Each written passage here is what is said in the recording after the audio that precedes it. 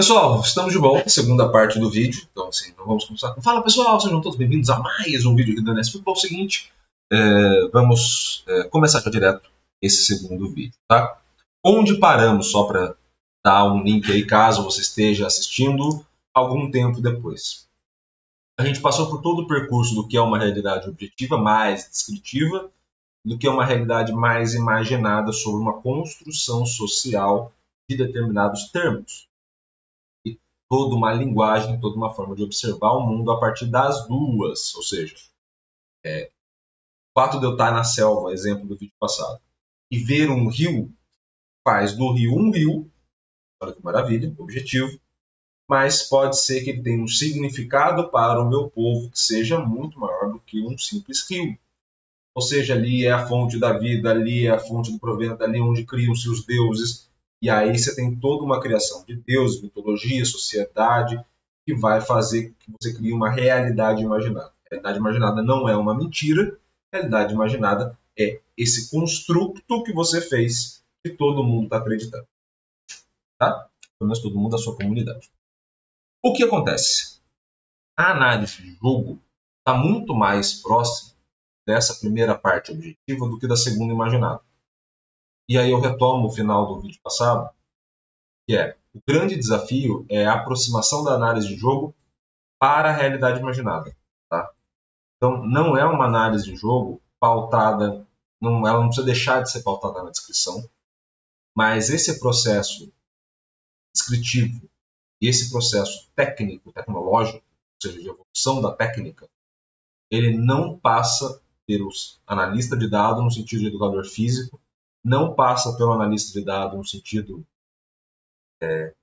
de cientista do esporte, ou até mesmo se você for um cara da engenharia, da programação, que queira perambular essa área. É muito mais fácil que isso vire uma questão de software, ou seja, eu tenho uma empresa que produz um determinado tipo de dados e eu vou utilizá-los, do que necessariamente você vai produzir. Então é muito mais fácil que a gente imagine que se caminhe para uma linguagem comum para todos os clubes, como se fosse algo parecido com a internet, como se fosse algo parecido com os avanços que você tem na utilização do seu celular. Você não programa, você usufrui do que está ali. Então, assim, nossa, Iago, mas eu edito vídeo pelo celular, eu faço mil e uma coisas pelo celular. Parabéns, você não fez o programa que edita no celular. Você utiliza ele. Entendeu? Sacado? Então, assim, você não vai ser o cara que monta isso. O cara que monta isso vai ser específico da montagem. Você vai ter um programador que vai estar na sede da Opta preocupado com isso. Esse cara está fazendo revolução tecnológica. Você, analista de clube do São Paulo, do Corinthians, do Palmeiras, do Santos, do Cuiabá, vai estar usando o que esse cara está fazendo. Então, o teu avanço não é na técnica. O teu avanço é na gestão disso para o humano. E aí, nessa parte, entra a realidade imaginada. Não no sentido de produção dessa realidade imaginada. Você não é um cara que vai ter que convencer de uma realidade. Mas você precisa entender essa realidade no sentido mais de linguagem para poder intervir. Bom, vamos ao resumo do primeiro vídeo, tá? Vamos para o segundo vídeo. E aí eu acho que é um ponto importante. Quando a gente fala muito sobre o quanto a análise é chata, a gente pode comparar a análise, em um determinado momento, com a narração esportiva. E assim como a análise é uma forma de contagem do jogo, ou seja, estou contando o jogo que está acontecendo, mas eu não tenho como missão, dentro de uma narração, focar única e exclusivamente na descrição. O fulano de tal passou para o fulano de tal. Devolveu. Passou na ponta esquerda. Passou na ponta direita, chutou e é gol. Não tem emoção. Por quê? Porque eu não estou dando foco na parte imaginada. Eu não estou te contando uma história envolvente. Eu não estou te contando as sensações que estão ali perambulando e que você está captando de alguma maneira e transformando isso em palavras. Então, nesse cenário, eu vou apontar para vocês, nos últimos anos, o cara que mais me emocionou narrando, que é o Luiz Felipe Freitas, tá? Da Casa TV. E por quê? Porque ele consegue me dar uma emoção tão grande na narração que eu, que gosto da análise de jogo, cago para análise de jogo. que eu tô falando de cagar para análise de jogo? Eu assisti a final da Copa do Mundo, por exemplo, que foi para mim a melhor narração dele, pela Cazé TV, não assisti pela Globo, tá? Então não posso comentar sobre a narração do Galvão, apesar de já ter vivenciado a narração do Galvão. Mas naquele momento, eu que sou um nerdzaço de número, e geralmente assisto o jogo com SofaScore aberto no celular, e assisto o jogo vasculhando o site da FIFA, uns trepos assim, e eu deixei de assistir assim. Eu larguei tudo e fiquei unicamente focado no jogo, não só porque o jogo em si foi muito bom, mas porque esse cara tornou o jogo maravilhoso. Então, assim, vamos ouvir uma entrevista dele, um trecho, pelo menos, da entrevista, para a gente entender esse percurso na cabeça do narrador. Entendeu? Essa é a ideia desse momento. E, mano, eu tava falando pro Mítico, eu falei, mano, acho que vai dar Argentina, mano, o Messi. Eu falei, mano, tá tudo escrito pro Messi se coroar, mano. Toda aquela trajetória dele dos fracassos vai bater. E aí o Brasil, pô, você tava lá, você sabe, a Argentina começou amassando a França. Eu falei, mano, eu não reconheci a França, porque a gente assistiu um França e Inglaterra lá, né? E eu achei que, na minha opinião, a Inglaterra até mereceu mais do que a França. Foi um baita, assim, eu narrei esse jogo também. Pô, foi absurdo. Foi muito pique esse jogo. E o Harry Kane perdeu o pênalti, né? Porque se não perde o pênalti ali, é outro jogo. Isolou a porra do pênalti, enfim. Aí a França tava meio estranha e tal. Eu não acreditava aquilo ali. Só que, mano, você... Não, e eu juro que eu lembro de você falando, tipo assim, mano, vai acabando, a Argentina tá aí e tal, mas é isso, né? Futebol e tal. E aí saiu o gol do Mbappé, mano. E aí na sequência saiu outro gol. Tipo assim, que foi que aconteceu pra você ali naquele... Cara, assim, eu vou te falar, depois que o Brasil foi eliminado, eu tinha assim, eu queria muito narrar o Brasil campeão. E eu fiz questão quando acabou, assim, beleza, o dia do Brasil você sofre. Dia seguinte, eu cheguei na casa Cazé e eu encontrei uns diretores, eu falei assim, cara, olha só, deixa eu falar um bagulho aqui, eu não quero ver ninguém com a carinha de triste aqui não, irmão. Nós estamos fazendo Copa do Mundo. Eu tô narrando Copa do Mundo, você vai fazer a Copa do Mundo. Qual é a nossa oportunidade de fazer a Copa do Mundo? Desculpa, eu tô de pau duro pra fazer a Copa do Mundo aqui, irmão. É isso. Então eu não quero olhar pra ninguém e tá assim, não sei o quê. Aí ele falou, porra, fala essa porra de novo. Gravou esse discurso e botou lá no grupo da empresa. Porque pra mim é verdade. Irmão, beleza, acabou. Vai fazer o quê? Vai ficar, vamos lá, vamos narrar então agora aqui uma quarta de final? Não, desculpa. É um puta de um jogo, é um jogaço. Então eu não vou permitir que ninguém aqui fique desanimado. Lógico. Essa era a minha primeiro pensamento. E o meu segundo pensamento, esportivamente falando, era assim, cara, eu quero narrar o título do Messi. A partir dali eu comecei a pensar, eu quero narrar o título do Messi. No mundo ideal, seria Brasil campeão. Não tendo o Brasil campeão, o segundo cenário para mim seria Cristiano Ronaldo e Messi na final. A batalha que define quem é maior nessa porra. Nossa, ia ser Portugal desde criança, irmão. Sacou? Era nesse nível era essa parada que eu projetava. Portugal caiu já até antes, então aí eu falei, pô, beleza. Aí eu falei, caralho, agora, não é que eu quero o Messi, eu quero narrar a maior história possível a ser narrada ali. O Messi campeão? Era o Messi campeão. Era o que eu queria, narrar a maior história possível. Então, quando eu entrei na final, eu já, ao mesmo tempo, me preparei pra caralho pra narrar um segundo título do Kylian Mbappé, um moleque que toma o futebol mundial de assalto, escalona, deixa Messi e Cristiano Ronaldo pra trás. Segunda final consecutiva. Sabe, aquela coisa. Vai se fuder esse então, moleque, assim, mano, essa foda. história, ela tava aqui pronta pra ser... As duas histórias estavam sendo contadas simultaneamente. Só que a Argentina tava amassando, filho. A Argentina tava jogando muito. Só tava dando a Argentina. Só tava dando a Argentina e o Messi, porra, mais uma vez desfilando o futebol dele, né, que... entre os que eu vi jogou jogar. Pra caralho essa não, Copa, né? Pô, eu narrei 5 dos 7 jogos do Messi nessa Copa. Eu não narrei a estreia, ainda bem porque foi 7 horas da manhã, mesmo. 7 horas da manhã, não quero narrar jogo, desculpa. Até vou narrar jogos 7 da manhã. A gente vem aí a Copa do Mundo Feminina já na Cazé TV. Vou ter a chance de narrar a seleção também. E vai ser às 7, 8 da manhã.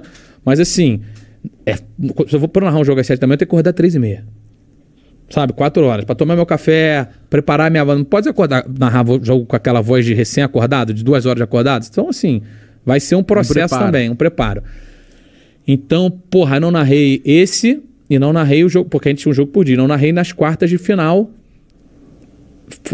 Holanda e Argentina, que foi jogo logo depois do Brasil. Os dois foram pra prorrogação. E do resto eu narrei todos. E o Messi tava esmerilhando, filho. O Messi, porra, tava jogando muito. E esse discurso não é porque o Messi treina na seleção. O Messi, pô, irmão, desculpa, o Messi joga pra caralho. Porra, se não dá certo, a culpa não é do Messi. Pode ser de qualquer um, menos do Messi. Lógico que ele jogou mal em algumas partidas, deve ter errado, perdeu o pênalti, tem a sua responsabilidade. Mas ele é o Messi, caralho. Então eu comecei aí, cara, aí perguntou 2-0 Argentina. E aí pra mim é o seguinte, 36, né? 36 anos depois, a Argentina, porra, ser campeã, Lionel Messi jogando nas estrelas, o caralho. 36, se eu não me engano, é a idade do Messi quase, né? O Messi tem, agora ele tem 36 agora, né? Ele fez agora 36? Ele Deve ser algo desse tipo. Acho que o Messi fez 36 agora. E aí, aquela coisa, né? Porra, do Messi, de levar a Argentina, dele ser, sabe? Porra, agora é alcançar... Assim, enfim, as conquistas vão alcançar o talento, sabe? Na minha cabeça era isso, porque ele sempre... Desculpa, o talento dele é indiscutível. Então agora ele ganha a Copa do Mundo, tu vai falar o quê? Porque pra mim, não ganhar a Copa do Mundo não diminuía a carreira do Messi. Pra alguns sim, pra mim não. Pra mim o Messi só tinha a ganhar, né? E assim, porra, beleza, quantos jogadores fodas não ganharam a Copa do Mundo? Mas era o meu argumento que me segurava pra falar que o Cristiano Ronaldo era melhor. Eu ficava assim, não, mas aí também, né, o Messi não pá... Aí depois... Ele ganhou a Copa América aqui, e aí? Não, eu sou muito fã do Cristiano Ronaldo, né? Aí depois que o Messi ganhou a Copa, eu falei, rapaziada... Não tem muito... Não dá mais pro CR7, ergue o braço, né? Ergue o braço. Não, eu ergui o braço. E eu sou robozão, irmão. Tá. Só que eu falei assim, não dá mais. Ergue o braço. Aí, cara, eu te falo, porra, só que foi naquele... Cara, aquele jogo, bicho, aquela porra assim... Eu me sinto abençoado, sabe? Pra mim é uma coisa que eu não sei se um dia vai acontecer de novo. Vou aproveitar essa pausa para falar algumas coisas. Percebam como a construção na cabeça dele. A gente vinha contando ao longo da Copa 2 narrativas diferentes. Então percebam que para esse cara, ou para um produtor de conteúdo, de fato, né, e jornalisticamente, não, essa questão do experimento jornalístico, você vem contando várias historinhas que elas vão tomando corpo ao longo do caminho, e ao tomar corpo ao longo do caminho, eu vou tornando algumas mais verdadeiras e outras menos. E a partir desse cenário eu começo a construir as histórias. Então, era uma história do talento do Messi, que era absurdo, e agora as conquistas até em nível de seleção chegaram ao mesmo patamar. Era o Mbappé chegar numa segunda final de Copa do Mundo e poder ganhar uma segunda Copa do Mundo consecutiva, com pouquíssimos anos de idade. O Mbappé acho que tem 21, 22. Feito, acho que só o Pelé conseguiu fazer. Então, assim, você está falando basicamente de um cenário de criações de histórias, e que a função dele é escolher a que te dá mais emoção. Então, qual que era a história que dá mais emoção para o povo brasileiro? A conquista da seleção brasileira. A conquista da seleção brasileira, pela realidade, saiu. Realidade no sentido mais objetivo. A seleção foi eliminada. Então, você cria uma segunda narrativa. Pô, agora é entre o Messi e o Cristiano Ronaldo. O Cristiano Ronaldo sai com a seleção de Portugal. Você já começa a criar uma narrativa do Messi. Pô, agora tem a França, que também é outra que engaja bem. Então eu tenho o Mbappé de um lado, o Messi do outro, o novo vindo, o antigo saindo de cena, e você cria uma outra narrativa. E aí, ao longo do jogo, os elementos que vão acontecer e que estão presentes nos vídeos que a gente mostrou no primeiro vídeo, né? Os elementos ali de câmera tática, elementos visuais para você contar em termos de gráfico, não estão todos ali presentes. Mas esse cara precisa destinar a emoção para onde vai a história ser contada. Então ele precisa começar com o início da história mais aberto possível para poder caminhar para os dois lados, e depois ele vai convergindo conforme o jogo. Quando você tem um jogo maluco como foi a final, um 3-3, deve ser uma delícia, cansativo, mas uma delícia. No sentido de que eu ainda fico com cenários em abertos até o final. Quem gosta de novela são aquelas novelas dos anos 90 que você tinha um mistério. Tipo, quem matou Odete Roitman? Eu sou velho, tá? Quem matou Odete Roitman? Por quê? Porque você tinha a construção de uma narrativa e de uma emoção com um mistério no final. Então poderia ter sido 2-0 para a Argentina, morre o assunto, fecha a cara, Messi é o melhor jogador da história.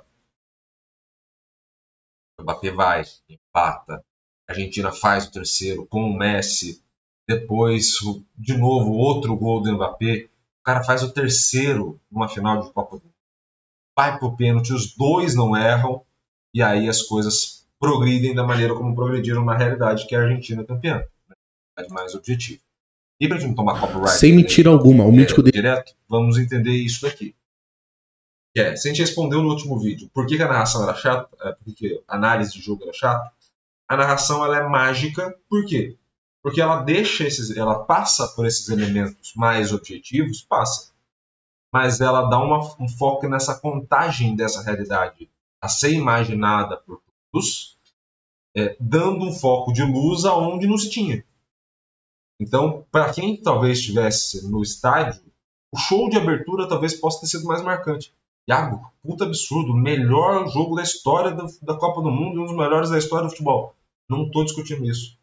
Mas, às vezes, para algumas pessoas, os elementos de entretenimento daquilo, pensando que, sei lá, são pessoas que não eram necessariamente argentinos e franceses só, mas eram pessoas do mundo inteiro que estavam ali para curtir uma festa, que iam sair dali, iam tentar pegar uma cerveja cara na fanfare. Então, assim, imaginar que todas observaram o mesmo jogo e entenderam a mesma grandiosidade é um certo mito criado. Quando a gente vai ouvir a narração dele, do próprio Galvão também, entra nesse cenário, claro, óbvio, mas quando você vai entender esse processo, percebam como os elementos presentes fazem com que você crie na mente o melhor jogo de todos os tempos. O melhor Champions de todos os tempos, usando o ex-local de trabalho dele, que era Esporte Interativo. Então, assim, percebam como a gente vai criando esses cenários na cabeça e como a gente vai criando essas ficções. Né? E isso é claro, eu posso acabar com a ficção, no sentido de trazer tudo para a realidade objetiva e responder quem foi melhor na Copa do Mundo, se foi o Kylian Mbappé ou o Messi. E a gente pode fazer.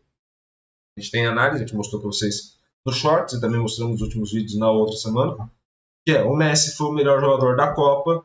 Se você colocar os dois na mesma posição, para você ter um entendimento do impacto no jogo, né, todo, você tem o Messi sendo melhor em finalização, em ritmo, em progressão, em recuperação, em proteção, ou seja, contribui demais para a equipe. E o danado do Kylian Mbappé, ele converte muito melhor. Ele acerta o chute. Então, assim, número total de finalização certa, o gol que não gerou gol necessariamente, mas que a equipe como um todo depois conseguiu produzir, Messi vai melhor. Mbappé, melhor na conversão. O Messi ditou o ritmo, distribuiu o passe, conseguiu organizar a equipe. Teve também uma questão de o passe não era o passe pelo passe, a equipe da Argentina conseguia gerar finalização, conseguia progredir em campo, conseguia recuperar bem essa posse, mais rápida, né? Conseguia proteger bem no sentido de ganhar, de não deixar o adversário ganhar espaço. Mas perceba como um cara jogava pela equipe como um todo e o outro cara era mais individualista. Mas os dois impactaram o jogo de uma maneira quase que igual. Na final, então, você está falando de uma atuação melhor, e aí, pelos dados, melhor do que o Mbappé. Mas é um melhor, e aí até engraçado, não devia ter trazido para essa nossa conversa, mas fica para uma próxima, que a final, você tem algumas notas superiores ali ao longo da final. A maior nota é do próprio Kylian Mbappé, a segunda maior nota é do Messi, a terceira é do Di Maria, e se você pegar a seleção da Argentina e a seleção da França, você vê notas superiores na seleção da Argentina. Então é como se a Argentina estivesse jogando muito e do outro lado o Kylian Mbappé estivesse jogando muito. O restante estava jogando porcaria nenhuma, mas ele estava jogando muito. Os dados mostram isso. Mas perceba, como de novo, é um cenário que eu estou realizando com vocês a partir de uma análise mais fria, menos emotiva. Eu não estou qualificando o valor nessas narrativas. E isso vai impactar no seguinte cenário. A gente volta para esse ponto. A realidade, uma análise objetiva, ela é necessária? Pra caramba. Foi o que fez a gente sobreviver muitas vezes. Mas essa realidade imaginada também é necessária. Você pode até não comprar o discurso. Tá tudo bem. Tudo legal. Mas isso vai delimitar diretamente como você vai observar a realidade ou como todos vão observar.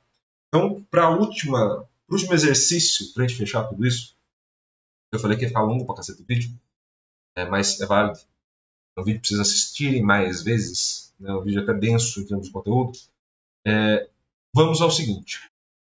O que delimitou o Messi ser o melhor jogador da Copa e do mundo no último ano? Essa é uma boa pergunta. E eu não estou desqualificando, tá? Eu vou por um outro caminho em termos de análise e avaliação. Quem ajudou muito o Messi a ser o melhor jogador do mundo na atualidade, o melhor jogador da Copa, foi isso daqui. E aí eu vou para a narração do Luiz Felipe Freitas, você já vai ter ponto, que é justamente esse cenário que a gente vai ver aqui. Tá? É a bola do título! Gonçalo Montiel! Gonçalo Montiel!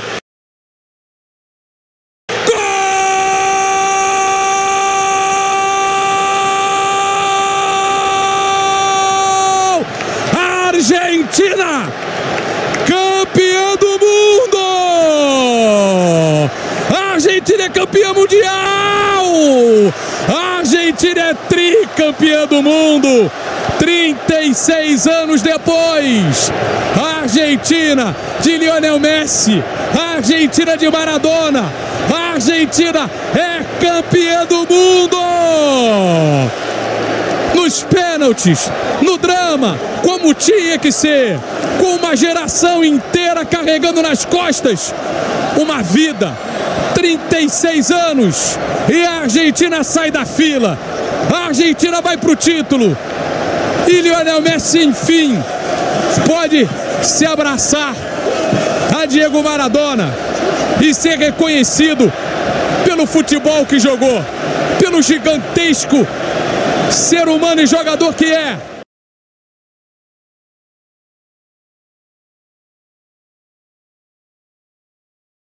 Entendam uma coisa que é muito importante para a gente finalizar.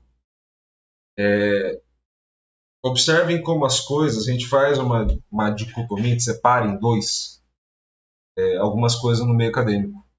Assim, eu posso separar a realidade objetiva da realidade imaginada, em termos de termos, né, conceitos. Mas como um fato muito real, muito objetivo, como o pênalti do Montiel, propicia a possibilidade de se contar a história imaginada do Messi, melhor do mundo. E aí não estou desqualificando o Messi ser melhor do mundo, tá? Só deixa claro. De fato ele é. Por quê? Porque essa realidade imaginada também afeta o meu objetivo. Então, quando a gente olha para o cenário de um grande jogador chegando no seu clube, você não faz a menor ideia se vai dar certo. Você não faz a puta ideia se aquele treinador vai fazer alguma coisa para sua equipe ou não. Você não faz a caralha da ideia se as coisas vão progredir ou não. Sejamos honestos. Mas o ato de você ter visto 15 vídeos no YouTube editados, com som de fundo, com transições rápidas, faz com que você olhe e fale assim, tá vindo um gênio. Esse cara soluciona. Esse é o meu herói. Ou pelo menos o herói da minha narrativa nesse momento. E aí não é que ele não seja. É que graças aos fatos concretos, graças às realidades objetivas, pôde-se construir uma realidade imaginada.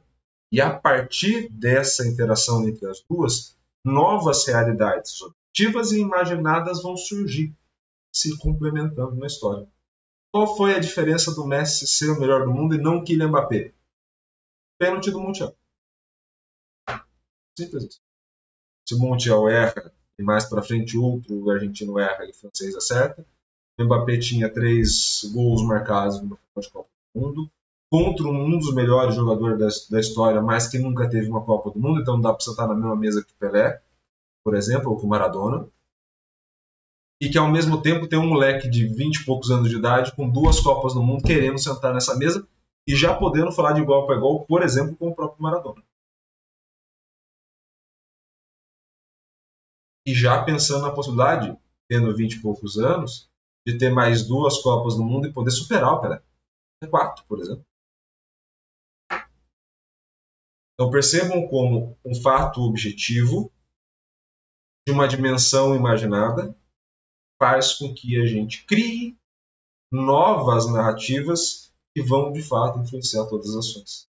Qual é a função do analista para ele deixar de ser chato, ou pelo menos para ele ser um chato de grupo? Que ele continue observando o que é objetivo, mas que ele entenda que há um simbólico ali presente e que esse simbólico constrói toda a história que vai pautar a tomada de decisão. Não é só o ponto de vista do observador.